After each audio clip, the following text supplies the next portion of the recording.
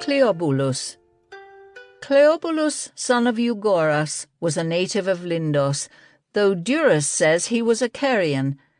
Some say that he traced his descent back to Heracles, that he was distinguished for strength and beauty, and that he was conversant with Egyptian philosophy. He had a daughter, Cleobulin, who composed riddles in hexameters. She is mentioned by Keratinous, who used her name, in the plural form, as the title of one of his comedies. He is also said to have restored the Temple of Athena, founded by Danaus. He composed songs and riddles whose verses number 3,000, and some say that he composed the epigram on Midas's tomb. I am a maiden of bronze, and I rest upon the tomb of Midas. As long as water flows and tall trees grow, and the sun rises and shines, and the bright moon, and rivers run, and the sea washes against the shore, abiding on his tear-drenched tomb, I shall announce to passers-by that Midas is buried here. They cite as evidence a song of Simonides, in which he says, What man with any sense would praise Cleobulus, the denizen of Lindos, who has compared the might of a pillar to ever-flowing rivers and the flowers of spring, to the flame of the sun and the golden moon, and even to the ocean's eddies? For all things are inferior to the gods, and as for stone, even mortal hands may crumble it. His is the advice of a fool. The epitaph is not composed by Homer, who they say lived many years before Midas. The following riddle in Pamphila's commentaries is attributed to Cleobulus. One father, 12 sons. Each of these has twice 30 daughters who have 2 possible forms. Some are white, the others black, and though immortal, they all die.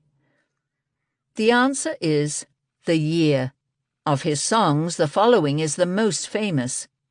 Want of taste prevails among mortals, and a multitude of words, but the right moment will suffice. Set your mind on something noble. May gratitude not be vain.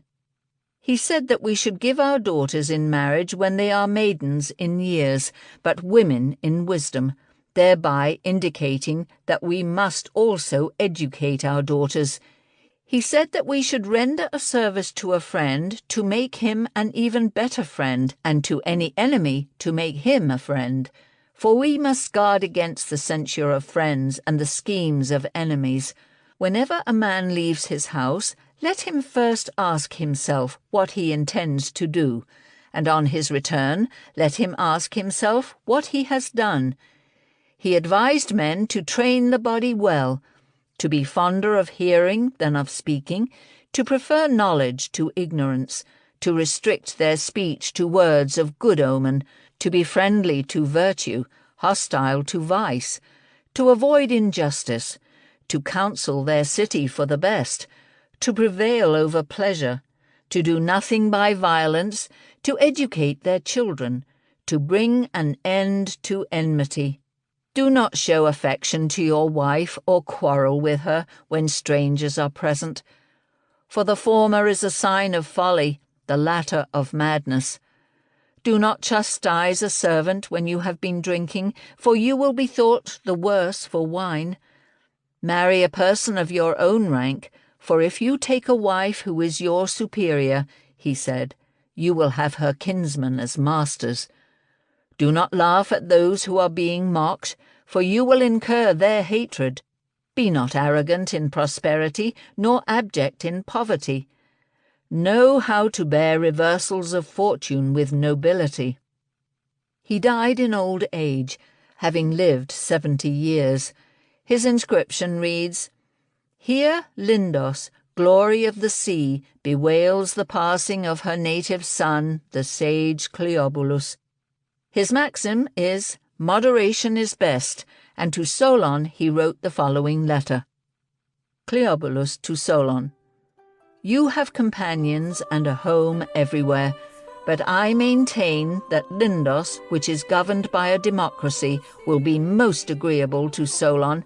The island lies in the ocean, and one who lives here has nothing to fear from Pisistratus, and friends from everywhere will come to visit you.